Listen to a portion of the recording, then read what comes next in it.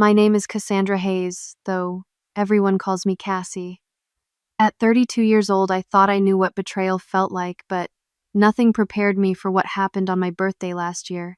For as long as I can remember, birthdays meant family gatherings at the house my grandparents left behind, the same house I purchased from my parents 5 years ago. That evening, my family presented me with a beautifully wrapped box, their smiles wider than usual. Inside, nestled among tissue paper, was an eviction notice for my own home. If you are watching this, drop a comment letting me know where you are from, and subscribe to hear how I turned this betrayal into the sweetest revenge.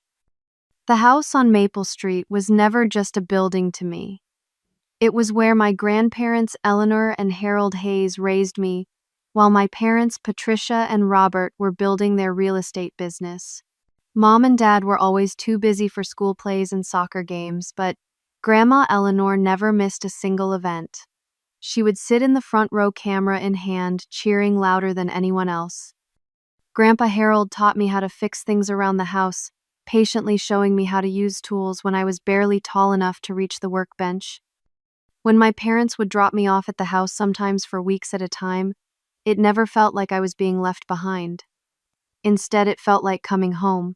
The kitchen always smelled like cinnamon and vanilla, and Grandma would let me help bake cookies every Sunday afternoon. Grandpa had a workshop in the garage where he would spend hours crafting beautiful wooden furniture. Some of my happiest memories are of sitting on a stool beside him, sanding down table legs or applying varnish to bookcase shelves. My room at their house had pale yellow walls and a window seat overlooking the garden.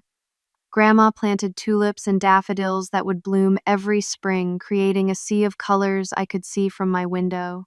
At night, Grandpa would tell me stories about constellations as we looked at the stars from the back porch.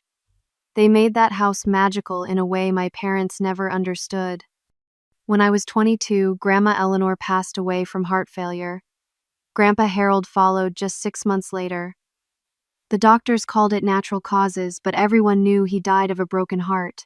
They had been married for 53 years, and he simply could not imagine life without her. In their will, they left the house to my parents, which made sense at the time since I was just starting my career and living in a tiny apartment in the city. I spent 5 years building my interior design business, starting as an assistant at a small firm and working my way up. Eventually, I launched my own company, Hayes Designs, which quickly gained a reputation for transforming ordinary spaces into extraordinary homes. By 27, I had several celebrity clients and a growing waiting list. Success came faster than I expected, but something was still missing. I longed for the sense of belonging I had felt in my grandparents' house. When I approached my parents about buying the house 5 years ago, they seemed reluctant at first. They had been renting it out but complained about the hassle of being landlords. After several discussions, they agreed to sell it to me for $300,000, which was actually above market value at the time. I did not mind paying extra. This was my childhood home, the place where I felt most connected to my grandparents. I still remember the day I signed what I thought were the final papers and handed them a cashier's check for the full amount. My mother hugged me and said, "Your grandparents would be so happy to know you are living there." My father patted me on the back and told me he would have the deed transferred within the week. I was so excited to move in that I never followed up to confirm the deed transfer had been completed. That was my first mistake. The renovations took nearly a year. I preserved the character of the 1950s craftsman-style home while updating the kitchen bathrooms and adding modern conveniences. I kept Grandpa's workshop intact, but converted part of the garage into a home office. The garden was restored according to a layout Grandma had sketched years ago, which I found in an old notebook. I poured not just money but my heart and soul into making the house both a tribute to my grandparents and a home for my future. My brother Thomas and his fiancée Amanda visited occasionally during the renovation. Thomas is 4 years younger than me and had always been my parents' favorite. While I worked through college and built my business from scratch, they paid for his education and helped him secure a job at my father's company. Amanda came from a wealthy family and had never worked a day in her life. They seemed impressed with the changes I was making to the house, though Amanda often made comments about what she would do differently. Looking back, I should have noticed the shift in my family's behavior over the months leading up to my birthday. My mother started asking detailed questions about my work schedule and when I would be traveling. Thomas and Amanda drove by the house frequently, sometimes taking photos of the exterior. My father began making comments about how much the property value had increased due to my renovations and the gentrification of the neighborhood. The night of my 32nd birthday began like many family celebrations. I had prepared dinner at my house, setting the dining table with Grandma's china and cooking her famous pot roast recipe. My parents arrived with a bottle of champagne, and Thomas and Amanda brought a large, elaborately wrapped gift box. We ate dinner reminiscing about past birthdays and discussing Thomas and Amanda's upcoming wedding plans. They were getting married in 3 months and could not stop talking about the venue, the flowers, and the honeymoon in Bali. After dinner, Thomas pushed the large gift box toward me with a smile that now, in retrospect, seems more smirk than smile. "We got you something special this year, sis," he said, exchanging glances with Amanda. "Open it," Amanda urged, her voice sweet but her eyes cold. "We put a lot of thought into this." The box was wrapped in silver paper with a large blue bow on top. I carefully untied the bow and removed the wrapping paper, feeling genuinely touched that they had gone to such effort. Inside was a white box, and nestled within layers of tissue paper was a legal document. At first, I thought it might be a gift certificate for a spa day or tickets to a show. As I unfolded the paper, my smile froze on my face.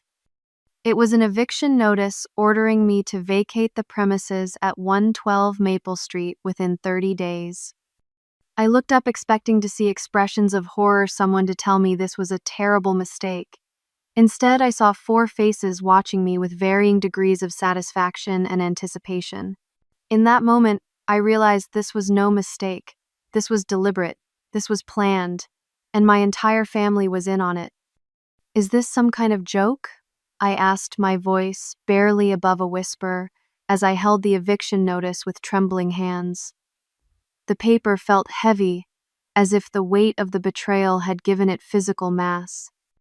My father cleared his throat and straightened in his chair, adopting the same expression he used when closing difficult business deals. "No, Cassie, it is not a joke. Your mother and I have decided to gift the house to Thomas and Amanda as a wedding present." "But this is my house," I said, my voice rising. "I bought it from you 5 years ago. I paid you $300,000. My mother reached for her wine glass, not quite meeting my eyes. "Well, technically, we never completed the transfer of the deed. It is still in our names." The realization hit me like a physical blow. "You took my money, but never transferred the deed. That is fraud." Thomas leaned forward, his expression a mixture of condescension and fake sympathy. "Look, Cassie, we know this is disappointing, but Amanda and I need a place to start our family. This house has 4 bedrooms. It is perfect for us." Amanda nodded eagerly. "We have been looking at houses for months, but nothing feels right. When your parents offered us this one, it just seemed meant to be." She glanced around the dining room. "Though we will need to make some changes, of course. That wall should come down, and these floors are so outdated." I stared at her in disbelief. The hardwood floors she was dismissing had been lovingly restored by me, sanded by hand to preserve the original character. The wall she wanted to tear down contained built-in bookshelves that Grandpa Harold had crafted himself. "I spent over $150,000 renovating this place," I said, struggling to keep my voice steady. "I did most of the work myself." My father waved his hand dismissively. "It is just some paint and furniture, Cassie. Nothing that cannot be changed back. Besides, you are doing well with your little design business. You can afford to find another place." "My little design business," I repeated, incredulous. My company had been featured in 3 national magazines in the past year alone. I had a waiting list of clients willing to pay premium rates for my services. But more importantly, this was about principle, not money. What about the money I paid you? I demanded. Are you planning to return that? My parents exchanged glances. We considered that money to be rent for the past 5 years, my mother said smoothly. If you calculate monthly rent for a property of this size, it actually works out quite fairly. I could not believe what I was hearing. Rent, you sold me the house. We had an agreement. I have the paperwork we signed. Not the deed transfer, though, Thomas pointed out, smirking. And without that, legally, the house still belongs to Mom and Dad. Your signatures on some purchase agreement do not mean much without the official transfer. This is insane, I said, pushing back from the table and standing up. You cannot just take my money, let me renovate the entire house, and then kick me out to give it to your golden boy and his princess. Now, you are being dramatic, my mother sighed as if I was a temperamental child. We are giving you 30 days, which is more than generous. Most tenants only get 2 weeks' notice. Tenants, I repeated, my voice breaking. I am not a tenant. I am your daughter. This was supposed to be my home, the home Grandma and Grandpa wanted me to have. My father frowned. Your grandparents left it to us, not you. We decide what happens to it. And we have decided it goes to Thomas and Amanda. They already have a place to live, I argued. They have that luxury condo downtown that Amanda's parents bought them. Amanda sniffed. That was just a starter home. We need something bigger now that we are getting married. Something with a yard for future children. The cruel irony wasn't lost on me. My grandparents' house had been my sanctuary throughout childhood, a place where I felt safe and loved when my parents were too busy for me. Now they were taking it away to give to Thomas, who had always been showered with their attention and financial support. You know how much this house means to me, I said, looking directly at my mother, searching for any sign of the woman who had raised me. Grandma and Grandpa practically raised me here while you and Dad were building your business. How can you do this? Oh, do not be so theatrical, Cassandra, my mother replied, using my full name as she always did when she was annoyed with me. It is just a house. You can make memories anywhere. Thomas and Amanda need it more than you do. You are single, no children, no prospects. This house is wasted on you. Her words struck like physical blows. No prospects. I had built a successful business from nothing. I had friends, a life I loved. But in my mother's eyes, without a husband and children, I was somehow less deserving. So that is it. You are just going to steal my house and my money? I asked, tears threatening to spill over. We are not stealing anything, my father said firmly. Legally, the house is ours to do with as we please. The money was fair compensation for 5 years of living here. You need to accept this and move on, Cassie. Be happy for your brother. Thomas reached over and had the audacity to pat my hand. Think of it this way, sis. All those renovations you did, they are going to stay in the family, and you can come visit any time. I pulled my hand away as if burned. Visit? This is my home. Not anymore, Amanda said, her voice sickeningly sweet. But do not worry, we will take good care of it. Though that kitchen is going to need a complete overhaul. Stainless steel is so passé. The kitchen she was so casually dismissing had been renovated according to a design Grandma Eleanor and I had dreamed up together years ago. I had kept her vintage robin egg blue refrigerator restored to perfect working condition as the centerpiece. I looked around the table at these people who shared my blood, but in this moment felt like complete strangers. My parents who had raised me but always kept me at arm's length. My brother who had been given everything while I worked for scraps of their attention. His fiancée who had never known struggle a day in her life. You all planned this, I said, the realization dawning on me. This wasn't a spur-of-the-moment decision. You waited until I finished all the renovations. You waited until I had poured my savings and my soul into this house. And now you want to just take it. No one denied it. Their silence was confirmation enough. I stood up, grabbing my purse from the sideboard. I want you all to leave. Now.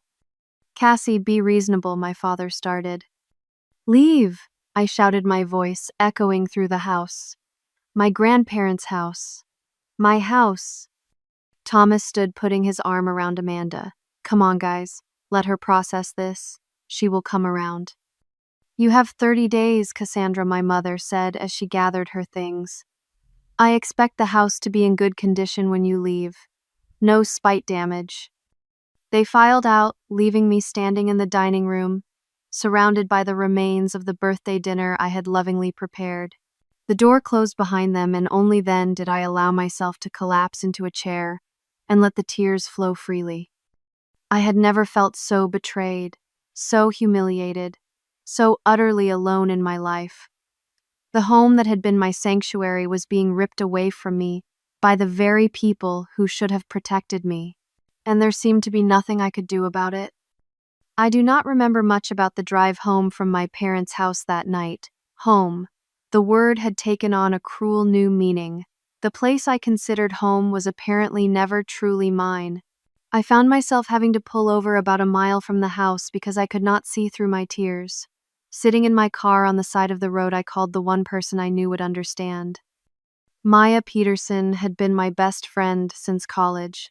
We met in a design class where we were paired up for a project, and despite her being a fashion major and me focusing on interiors, we discovered a shared aesthetic and became inseparable. Maya answered on the second ring. Happy birthday, girl. How was dinner with the fam? Her cheerful voice only made me cry harder. Cassie, what is wrong? What happened? Between sobs, I managed to explain the situation. Maya listened, occasionally letting out gasps of disbelief or muttered curses. Those absolute monsters, she said when I finished. Stay where you are. Text me your location. I am coming to get you. No, I can drive, I insisted, wiping my eyes. Just meet me at the house. Are you sure? You sound really upset. I will be fine. I just need 5 minutes. It took closer to 15 minutes before I felt composed enough to drive safely. By the time I pulled into my driveway, Maya was already there, leaning against her car, 2 bottles of wine visible in a bag at her feet. The moment I stepped out of my car, she wrapped me in a fierce hug. I cannot believe they would do this to you. On your birthday of all days. Inside, we sat at my kitchen island, the same island I had designed with reclaimed wood from an old barn, now apparently destined to be torn out by Amanda. I retold the story in more detail while Maya poured generous glasses of wine and made appropriately outraged comments. So let me get this straight, she said, refilling our glasses. You paid them $300,000 for this house 5 years ago. I nodded, taking a long sip, plus another $150,000 in renovations, not to mention countless hours of my own labor. And they never officially transferred the deed to your name. Apparently not. Dad said he would handle it. I trusted him. I laughed bitterly. Stupid me. Maya shook her head. That is not stupid, Cassie. That is normal. They are your parents. You are supposed to be able to trust them. Well, now I know better. Do you have any documentation? The original agreement. Proof of payment. I nodded slowly. I should have copies of everything in my files. I keep all important documents. Good, Maya said decisively. Because what they are doing is fraud, plain and simple. You need to talk to a lawyer. I spent a sleepless night going through my home office, pulling out every document related to the house purchase. The signed agreement clearly stated that I was purchasing the property at 112 Maple Street for the sum of $300,000. I found a copy of the cashier's check I had given them. I even found text messages and emails discussing the sale. But Maya was right. There was no deed transfer. My parents had never completed the most crucial step in the process. Whether through deliberate deception or negligence, they had failed to legally make the house mine despite taking my money. By morning, I had compiled a thick folder of evidence bank statements showing the withdrawal of funds, the original purchase agreement with both my parents, signatures, receipts for renovation, materials and contractor invoices before and after, photos of the extensive work I had done, and even utility bills in my name for the past 5 years. Maya came back the next morning with coffee and determination. "I talked to my cousin Martin last night," she said, setting a latte in front of me. "He is a real estate attorney. He says what your parents did is textbook fraud, and you definitely have a case." "I do not want to sue my parents, Maya," I said, although the thought had certainly crossed my mind during the long, sleepless night. "You might not have a choice if you want to keep your house," she replied gently. "Martin said he can meet with you today for a consultation. No obligation." I sighed, rubbing my temples where a headache was forming. Let me try talking to my mom first. Maybe if I approach her one-on-one without Dad and Thomas and Amanda there, she will see reason. Maya looked skeptical but nodded. "Okay, but if that does not work, promise me you will see Martin." I promised, though. I held out hope it would not come to that. Surely my mother, when confronted directly, would acknowledge the wrong they were doing. I was sorely mistaken. When I called my mother later that morning and asked to meet for coffee, her tone was cold and businesslike. "I think everything that needed to be said was said last night, Cassandra. The decision has been made." "Mom, please," I said, hating the pleading tone in my voice. "You took my money. You let me believe this house was mine for 5 years. How can you justify that?" As I said, consider it rent. Quite reasonable rent, actually, for a house of that size. That is not what we agreed to, and you know it. I have the signed purchase agreement. There was a pause on the other end of the line. "Yes, well, unfortunately for you, verbal agreements and even signed papers do not matter much without the official deed transfer. You should have followed up on that, Cassandra. Consider it an expensive business lesson." Her callousness shocked me. This was not the mother I knew or thought I knew. "Why are you doing this? Why now after 5 years?" "Thomas and Amanda need a place to start their family. The timing works out perfectly with their wedding. And frankly, that house is wasted on just one person. They will fill it with children and laughter." "And what about me?" I asked, my voice breaking. "Where am I supposed to go?" "You are a successful businesswoman," she said dismissively. "You can afford a nice apartment downtown closer to your clients. It makes more sense for your lifestyle anyway." "My lifestyle?" I repeated, incredulous. "You mean the life I have built for myself without any help from you or Dad? The business I created from nothing while you were paying for Thomas to party his way through college? There is no need to be bitter, Cassandra. Your father and I are very proud of what you have accomplished. This is simply a practical decision for the good of the family." "For the good of Thomas, you mean," I said bitterly. "It has always been about Thomas." She sighed as if I was being unreasonable. "I need to go. We will expect the house to be empty by the date on the eviction notice. Goodbye, Cassandra." The line went dead before I could respond. I stared at my phone in disbelief, then called Maya. "Get me that appointment with your cousin," I said when she answered. "My mother just made it very clear they have no intention of making this right." Later that day, while sorting through more paperwork, I discovered something that made my blood run cold. From correspondence between Thomas and my parents that had been accidentally included in a group email to me, I learned this plan had been in the works for months. They had waited deliberately until I completed all the major renovations. Thomas and Amanda had been touring the house while I was at work making plans for their changes, even as I was still putting the finishing touches on mine. The betrayal cut even deeper, knowing how calculated it had been. This wasn't a recent decision based on Thomas and Amanda's housing needs. This was a long con, letting me pour money and love into a property they never intended to let me keep. When Thomas and Amanda showed up unannounced the next day to take some measurements, my patience snapped. "You cannot just walk in here," I said, blocking the doorway. This is still my home for the next 29 days. Thomas had the audacity to look offended. Come on, Cassie. Do not be difficult. We just want to plan our redecorating. Redecorating, Amanda piped up from behind him. More like complete renovation. That kitchen is the first thing to go. Something inside me broke at her casual dismissal of my work, my passion, my home. Get out, I said, my voice deadly quiet. Get out now before I call the police and report you for trespassing. You cannot do that, Thomas scoffed. The house belongs to Mom and Dad. For the next 29 days, I have legal occupancy, I replied, thanking my business experience for teaching me that much at least. That means no one, not even the property owners, can enter without my permission or 24 hours written notice. So leave or I call the cops.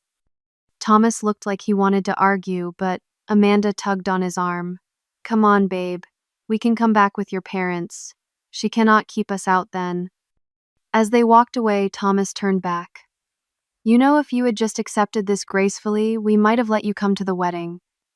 Now I am not so sure. His words were meant to hurt me, but they only strengthened my resolve. If they thought I was going to roll over and accept this injustice, they had severely underestimated me.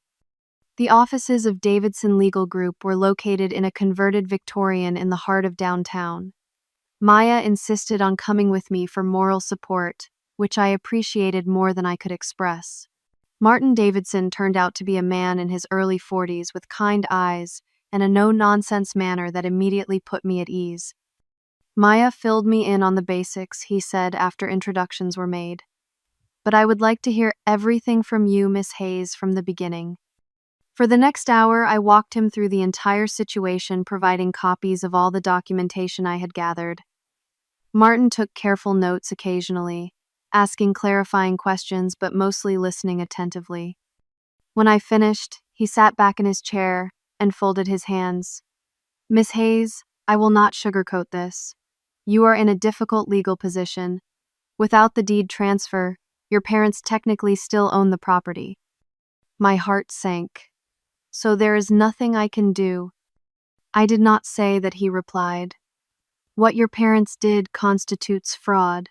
You have clear documentation of the purchase agreement proof of payment and 5 years of behavior consistent with ownership, including paying property taxes and making significant improvements to the property. We definitely have grounds for a lawsuit. A lawsuit against my own parents, I said, the words tasting bitter in my mouth. Martin nodded sympathetically. I understand this is not an easy decision. Family litigation is always complicated. But from what you have told me, your parents do not seem inclined to resolve this amicably. They are not, I confirmed. They have made it very clear they intend to go through with this. Then, you have two choices, Martin said. You can accept the situation, walk away from your investment, and find somewhere else to live.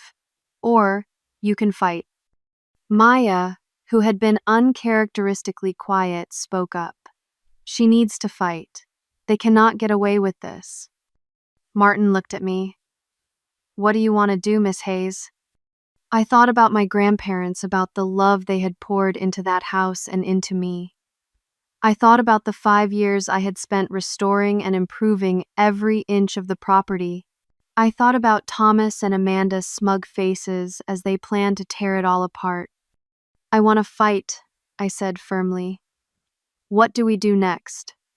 Martin outlined a strategy that would begin with filing for an injunction to prevent my eviction while the case was pending. He explained that we would argue for specific performance of the purchase agreement, essentially asking the court to force my parents to complete the deed transfer they had promised 5 years ago. There is one more thing you should consider, Martin said, leaning forward. Did your grandparents leave any indication of their wishes for the property? Any letters, videos, or conversations that suggested they wanted you specifically to have the house? I thought about it. They always said I would inherit the house someday, but I do not know of any written documentation. They left everything to my parents in their will. It might be worth looking through any of their personal effects you might have kept.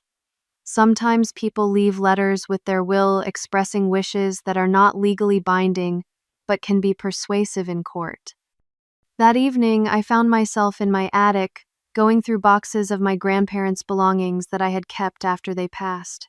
Most were sentimental items, photo albums, grandma's recipe cards, grandpa's collection of woodworking books.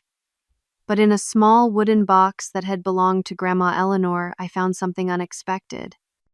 It was a sealed envelope with, "To be opened upon our deaths," written on the front in my grandmother's elegant handwriting. With trembling fingers, I opened it to find a letter, dated just 3 months before Grandma passed away.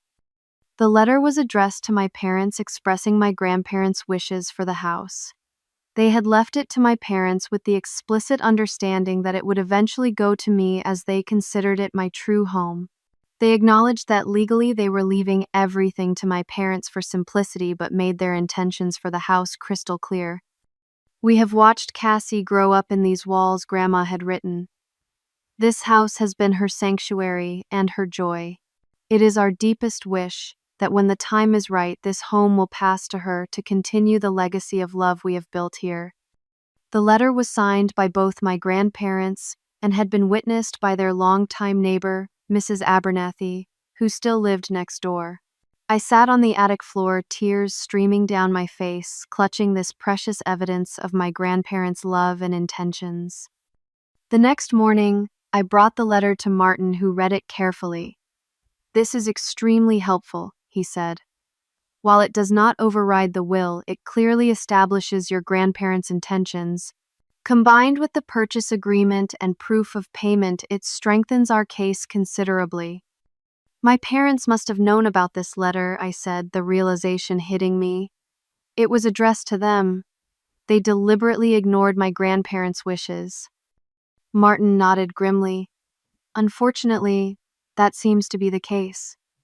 Are you still certain you want to proceed with legal action?" "More than ever," I replied. Over the next few weeks, as the eviction date loomed closer, Martin worked tirelessly on my case. We filed for an emergency injunction to stop the eviction, which was granted pending a hearing. My parents were furious when they received the legal notification. My father called his voice tight with anger. "What do you think you are doing, Cassandra, suing your own parents? Have you lost your mind?" "I am protecting what is rightfully mine," I replied calmly. "What you and Mom promised me 5 years ago when you took my money. We will fight this every step of the way," he threatened. "And when we win, do not expect to be welcome in this family anymore." His words hurt, but I stood firm. "You already made me unwelcome when you decided to steal my house and give it to Thomas." The news of the lawsuit spread quickly through our extended family. Most sided with my parents, believing their version of events or simply unwilling to challenge them. But to my surprise, my mother's sister, Aunt Judith, reached out to offer her support. "I am not surprised Robert and Patricia would do something like this," she said when we met for coffee. "They have always favored Thomas, and they have always been calculating with money." "Did you know they never transferred the deed to me?" I asked. Aunt Judith nodded grimly. "I suspected as much. Your mother mentioned something about keeping the house in their names for tax purposes, but that they would transfer it eventually. I thought it was strange, but it wasn't my business to interfere." "Did you know about my grandparents' letter?" Her eyes widened. "What letter?" I showed her a copy, and she read it with growing indignation. "This is exactly what Eleanor would have wanted. She loved you so much, Cassie. She was always worried that Patricia and Robert did not appreciate you enough. Would you be willing to testify about this? About conversations you might have had with Grandma about her wishes for the house?" Aunt Judith did not hesitate. "Absolutely. Eleanor told me many times that she wanted you to have that house someday. She said it was the only place you seemed truly happy as a child." With Aunt Judith's support and Mrs. Abernathy's confirmation that she had witnessed the letter, our case grew stronger. Martin also tracked down several contractors who had worked on my renovations and were willing to testify about the extent of the improvements I had made to the property. Meanwhile, Thomas and Amanda's wedding plans continued. Through family gossip, I learned they had been telling everyone that they would be moving into their new house immediately after returning from their honeymoon. They had even hired a decorator to begin work while they were away, planning to completely transform the home I had so lovingly restored. The more I learned about their plans, the more determined I became to stop them. This wasn't just about money anymore. It was about justice, about honoring my grandparents' wishes, and about standing up for myself against a family that had always treated me as less important than my brother. As the court date approached, my parents attempted to settle. They offered to return half of my original payment if I would drop the lawsuit and vacate the property. "They are getting desperate," Martin observed when he called to relay the offer. "They know we have a strong case." "I am not interested in settling," I told him. "This is my home and I want it back legally and officially." "Then we proceed to court," he said. "Are you prepared for how ugly this might get?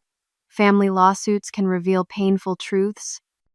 I thought about the 5 years I had spent believing I owned my home, about the love and care I had put into every detail about my grandparents' wishes that had been deliberately ignored. "I am prepared," I said. "Some truths need to be revealed." The date for our preliminary hearing was set for 3 weeks before Thomas and Amanda's wedding. This timing was coincidental but felt somehow appropriate. My parents had tried repeatedly to pressure me into delaying the proceedings until after the wedding, but Martin advised against it. "They are hoping you will soften your stance once the wedding emotions are in play," he explained. "Or that once Thomas and Amanda move in, it will be harder emotionally and legally to remove them."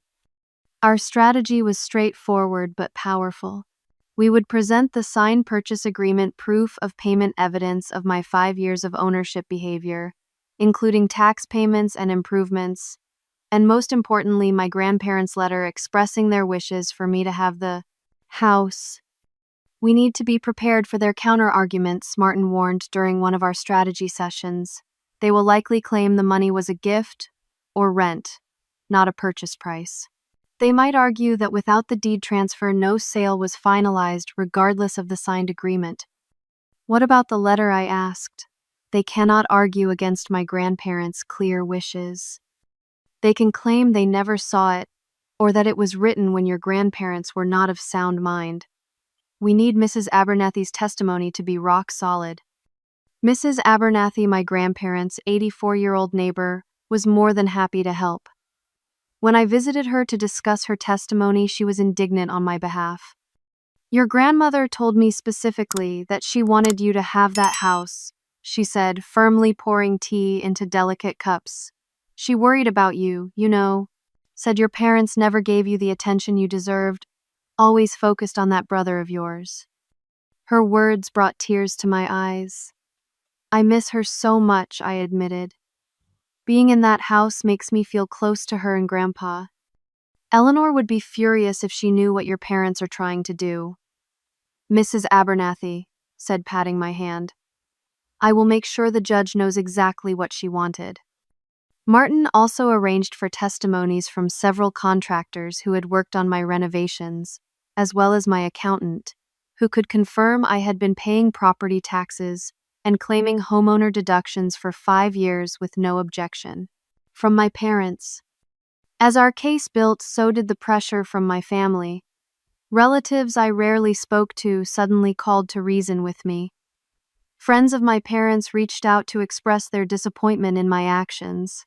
Even some of my own friends questioned whether suing my family was worth it. "You can always buy another house," one well-meaning friend suggested. "Is it worth destroying your relationship with your family?" "They destroyed that relationship when they decided to steal my home," I replied. "And this isn't just about a house. It is about standing up to people who think they can take advantage of me." My Aunt Judith became my strongest ally, offering not just her testimony but emotional support when the stress became overwhelming. She also provided valuable insight into my parents' motivations. "Your father's business has been struggling for the past couple of years," she revealed during one of our strategy sessions. They have had to downsize their office and let go of several employees. Is that why they are doing this financial problems? I asked, surprised. My parents had always projected an image of unshakable success. Partly, Judith said. But it is also about control and favoritism. They have always given Thomas whatever he wanted, and they have always expected you to fend for yourself. When you succeeded despite their lack of support, I think it almost annoyed them. So they decided to take the one thing that means the most to me and give it to him, I said bitterly. Essentially, yes. Plus, I think they resent how much you have improved the property. Its value has probably doubled since you bought it, and they realize they sold it to you for too little. This information only strengthened my resolve. I worked closely with Martin to anticipate every possible argument my parents might make and prepare counter-arguments. We gathered additional witnesses, including my grandparents' former attorney, who confirmed they had often spoken of wanting me to have the house eventually. Meanwhile, Thomas and Amanda continued with their wedding plans, apparently confident that my lawsuit would fail or be delayed until after they took possession of the house.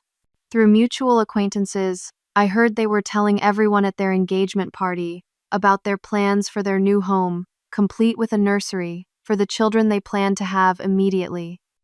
They are going to announce it officially at the wedding reception, Maya told me after hearing it from a friend who was invited.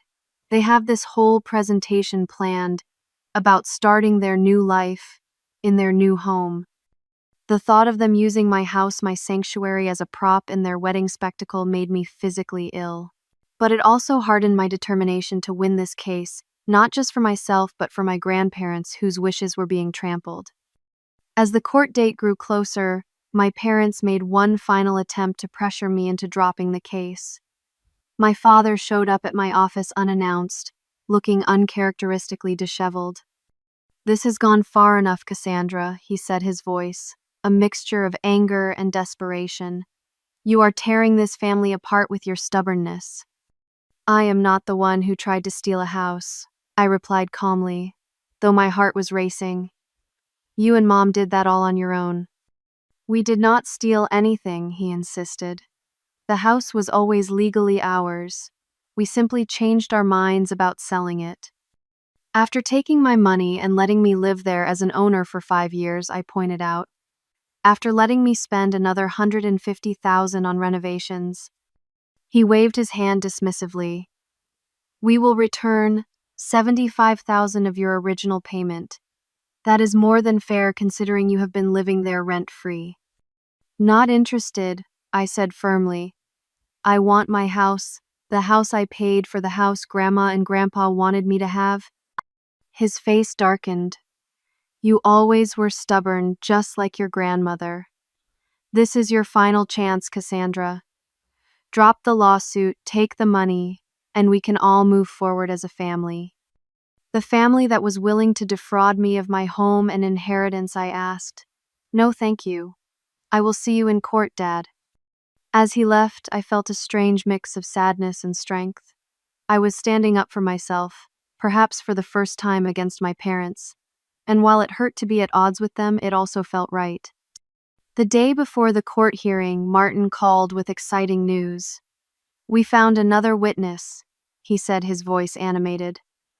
"Your grandparents' former housekeeper, Maria Gonzalez. She says she was present when your grandparents discussed their wishes for the house with your parents directly." "What did she hear?" I asked, hardly daring to hope. "According to Mrs. Gonzalez, your grandparents explicitly told your parents they were leaving them the house, with the understanding it would eventually go to you. Your parents apparently agreed at the time, saying of course they would honor those wishes. This was the final piece we needed. With Maria's testimony, we could prove not only that my grandparents wanted me to have the house, but that my parents had acknowledged and agreed to those wishes, before later betraying them." The night before the hearing, I could barely sleep. I paced the halls of my house, touching the walls, the door frames, the windowsills that held so many memories. Whatever happened in court the next day, I wanted to remember every detail of this home that had sheltered and nurtured me. In the workshop that had been my grandfather's, I ran my fingers over his tools still hanging in the exact spots where he had placed them. In the kitchen, I looked at the blue refrigerator that had been my grandmother's pride and joy, now restored to perfect working condition. "I am fighting for you too," I whispered to the empty rooms, feeling my grandparents' presence all around me. "I will not let them erase what you built here." As dawn broke, I felt a strange calm settle over me. I had done everything possible to prepare. Now it was time to let the truth speak for itself. The courthouse was an imposing granite building in the center of downtown. I arrived early with Martin, Maya, and Aunt Judith for moral support. We had just settled into the courtroom when my parents arrived with their attorney, a slick-looking man in an expensive suit. Thomas and Amanda came with them, holding hands and looking confident. "Remember, stay calm no matter what they say," Martin advised quietly. "Let me do the talking unless you are directly addressed by the judge." The proceedings began with Judge Eleanor Williams, a stern-looking woman in her 60s reviewing the case files. The irony of the judge sharing my grandmother's name was not lost on me, and I chose to see it as a good omen. "This is a rather unusual case," Judge Williams noted, looking over her glasses at both legal teams. "We have a dispute over property ownership between parents and daughter, with allegations of fraud and breach of contract.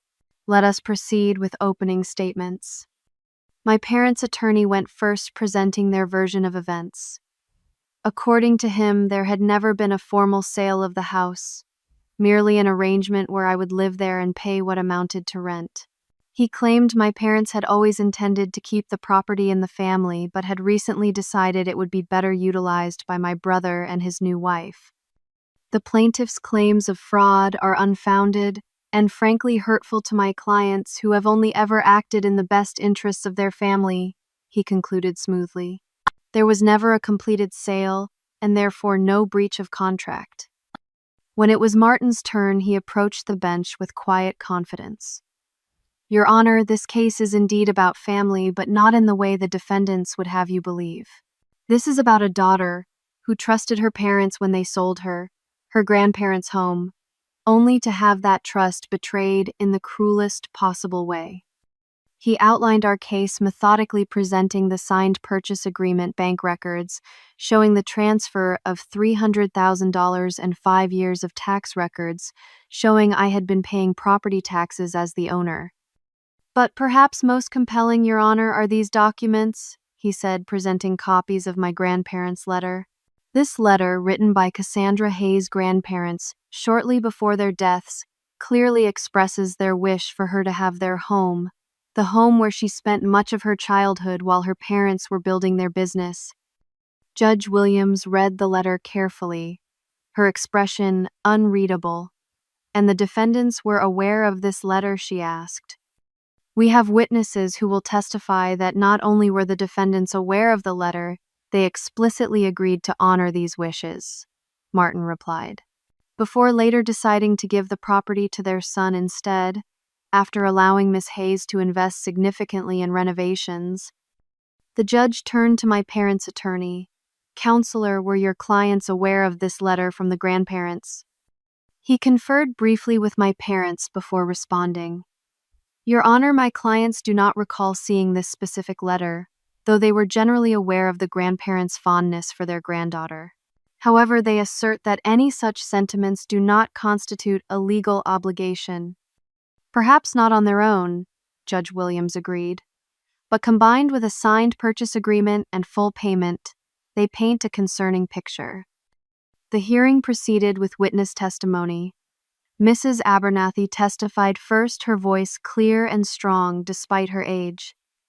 "Eleanor and Harold Hayes were dear friends of mine for over 40 years, she told the court. "They made it very clear to me, and others, that they wanted Cassandra to have their home eventually. They left it to their son and daughter-in-law, with that explicit understanding." Maria Gonzalez, my grandparents' former housekeeper, provided the most damning testimony. "I was present when the senior Mr. and Mrs. Hayes told their son and daughter-in-law about their wishes," she said firmly. "It was about 3 months before Mrs. Eleanor passed away. They said they were leaving everything to them in the will for simplicity, but that the house should go to Cassandra when she was established enough to maintain it. And how did the defendants respond? Martin asked. They agreed, Maria said. Mrs. Patricia said, Of course, Mother. We know how much Cassie loves this house. It will be hers when the time is right. I glanced at my parents, who were whispering urgently to their attorney. My mother looked pale, and my father was clenching his jaw in the way he always did when things were not going his way. Next came the contractors who had worked on my renovations, each testifying to the extensive improvements I had made, and confirming that I had presented myself as the owner of the property. My accountant testified that I had been claiming homeowner tax deductions for 5 years with no objection from my parents. Finally, it was my turn to testify. I took the stand feeling surprisingly calm. Martin guided me through my testimony, asking about the purchase agreement, the money I had paid, and my understanding of the arrangement. Did you believe you were purchasing the house from your parents 5 years ago? He asked. Absolutely, I replied. They presented it as a sale. I paid them $300,000, which was actually above market value at the time. My father said he would handle the deed transfer, and I trusted him to do so. And over the past 5 years, have you behaved as the owner of the property? Yes. I have paid all property taxes, insurance, and maintenance costs. I have invested approximately $150,000 in renovations and improvements. I have treated it as my home because I believed it was my home. When my parents' attorney cross-examined me, he tried to suggest that I had misunderstood the arrangement or that I had somehow neglected my responsibility to follow up on the deed transfer. Miss Hayes, if this property was so important to you, why did you not ensure the deed was properly transferred to your name? He asked. Because I trusted my parents, I said simply. My father told me he would handle it, and I believed him. In my family, at least until recently, we took each other at their word. By the end of the day, Judge Williams called both attorneys to approach the bench. After a brief conference, she addressed the courtroom. This is a complex case with significant family implications. I will need time to review all the evidence before making a ruling. However, she added, looking directly at my parents, I am issuing a temporary injunction, preventing any transfer or modification of the property until this matter is resolved. Miss Hayes will remain in the home during this period. As we left the courthouse, I felt cautiously optimistic. Martin was pleased with how the day had gone. The judge seemed receptive to our arguments, he said, and that temporary injunction is a good sign. She would not have issued it if she thought your case was weak. 3 days later, much sooner than expected, Martin's office received the judge's ruling. He called me immediately. We won, Cassie, he said, his voice jubilant. The judge ruled that there was clear intent to sell you the property, that you paid full consideration, and that your parents' actions constituted fraudulent misrepresentation. I sat down, my legs suddenly weak. What does that mean exactly? It means the judge has ordered your parents to complete the deed transfer within 48 hours at their expense. She also awarded you damages of $75,000 to compensate for the distress and legal expenses. We really won? I asked, still not quite believing it. Completely. Judge Williams was particularly influenced by your grandparents' letter and Maria Gonzalez's testimony. She wrote in her ruling that your parents' behavior was not just legally fraudulent but morally reprehensible, particularly given the clear wishes of your grandparents. I burst into tears, 5 months of stress and fear finally releasing. The house was mine legally and officially. My grandparents' wishes would be honored. Justice had prevailed. My parents filed an emergency appeal, but it was quickly denied. The court clerk called to inform me that my parents had complied with the order and the deed had been transferred to my name. After 5 years, the house was finally legally mine. Thomas and Amanda's wedding was scheduled for the following weekend. I had not been invited, of course, but I had received reports from Aunt Judith, who was attending. According to her, they still planned to make their big announcement about moving into their new home after the honeymoon, apparently not believing that I had won the case, or perhaps thinking they could still appeal. They have been telling everyone they are just waiting for the legal confusion to be cleared up, Aunt Judith told me over the phone. They are even having a decorator start work next week while they are in Bali. They are in for a surprise, I said, an idea forming in my mind. Judith, could you do me a favor at the wedding? The day of Thomas and Amanda's wedding arrived a beautiful Saturday in June. I spent the morning at the courthouse obtaining certified copies of the deed and judge's ruling. Then I went shopping for a very special wedding gift. Thomas and Amanda's wedding was held at the Grand Regency Hotel, one of the most expensive venues in the city. I arrived just as the reception was beginning, dressed elegantly but unobtrusively in a simple black dress. The security guard at the door checked my name against the guest list.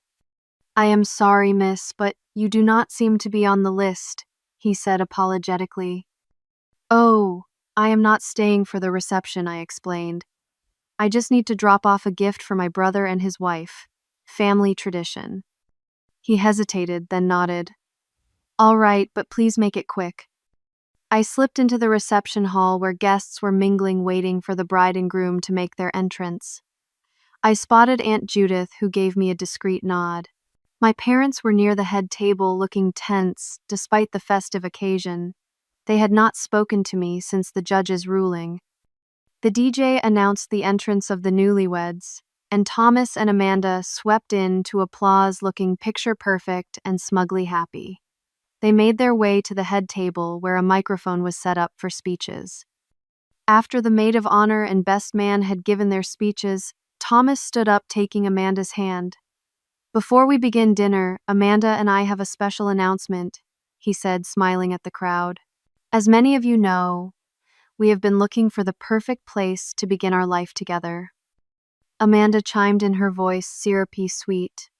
"And we are so blessed to have found that perfect place, thanks to the incredible generosity of Thomas' parents."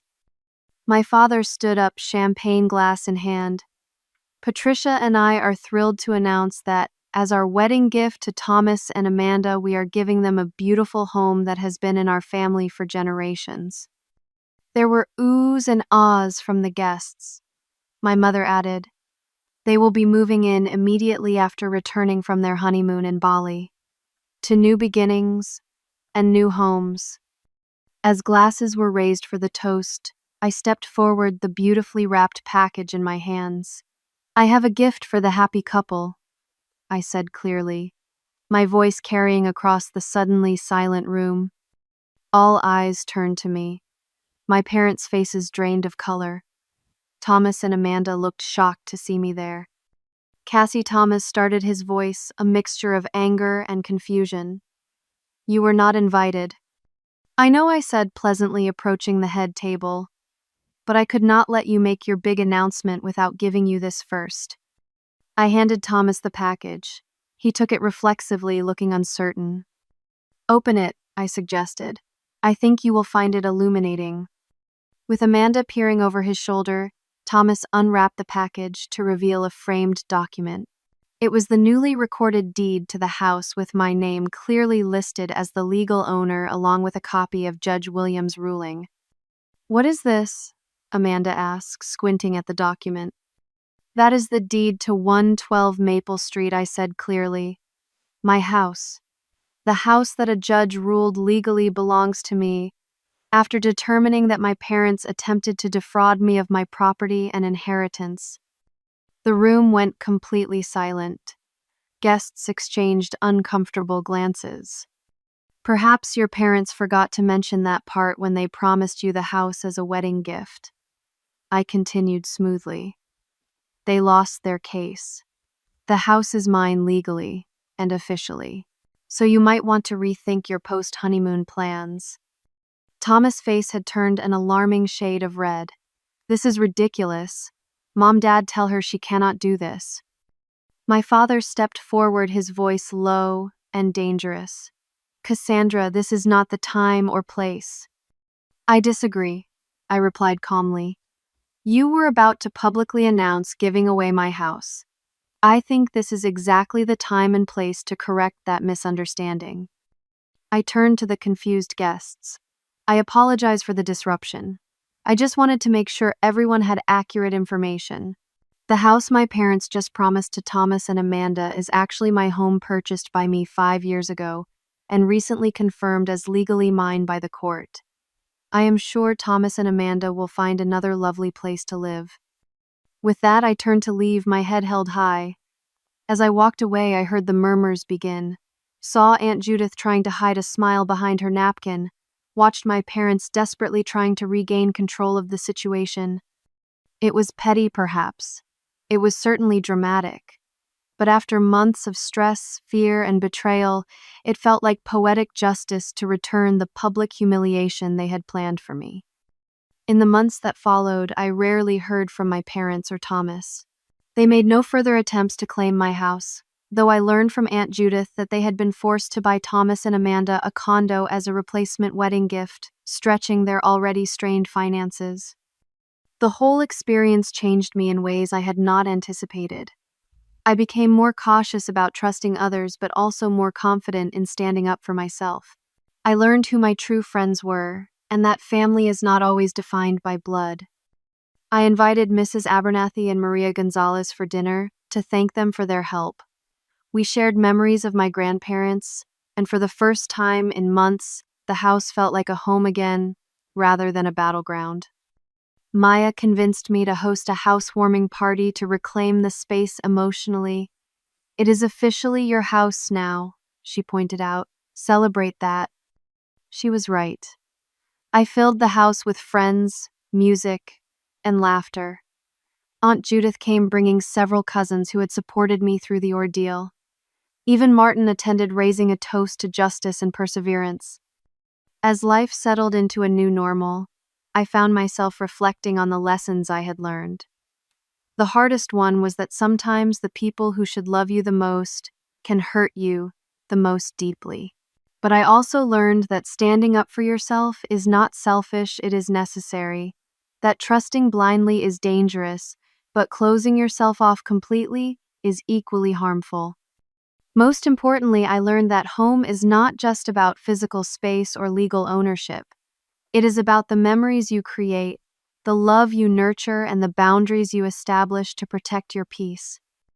1 year after the court ruling, I received a letter from my mother. It was not exactly an apology, but it was an acknowledgement that things had gone too far. She wrote that she and my father were seeing a counselor to work through some issues and that she missed having me in her life. I responded cautiously, suggesting we meet for coffee. Our reunion was awkward, tentative, but it was a start. I did not know if we would ever rebuild the trust that had been broken, but I was willing to try on my terms. Thomas and Amanda eventually bought a house in another neighborhood. I heard through family gossip that Amanda was disappointed it wasn't as grand as my renovated home, but they were making do. They were expecting their first child, which meant I would be an aunt. Despite everything, that news made me smile. As for me, I continued to build my design business and make improvements to my home. The garden that my grandmother had loved now bloomed more vibrantly than ever. The workshop where my grandfather had taught me to build things was once again filled with projects and possibilities. On what would have been my grandparents' 60th wedding anniversary, I sat on the back porch looking at the stars, just as I had done with Grandpa Harold all those years ago. I felt their presence around me, their love embedded in the very walls of this house they had entrusted to me. I kept it safe, I whispered to the night sky, just like you taught me to do. Have you ever had to stand up for yourself against your own family? Would you have handled things differently in my situation? I would love to hear your thoughts in the comments. And if this story resonated with you, please hit that like button and subscribe to hear more stories about finding strength in difficult situations. Thank you for listening to my journey. And remember, sometimes the family we choose is more important than the family we are born into. Share this with someone who needs to hear that message today.